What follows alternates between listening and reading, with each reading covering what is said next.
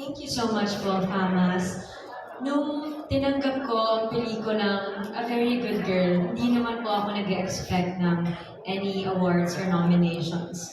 Tinanggap ko ang proyektong ito dahil naniwala po ako sa material at nagtiwala ako sa mga kasama ko.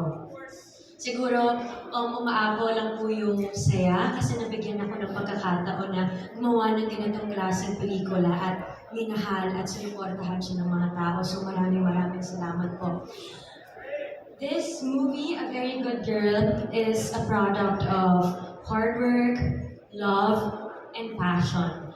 So maraming salamat sa lahat ng sumuporta, sa lahat ng nagbigay ng oras, at sa lahat ng nagmahal sa pelikula namin. Sana sa lahat ng mercy at filo sa mundo, sana nabigyan ko kayo lahat ng boses.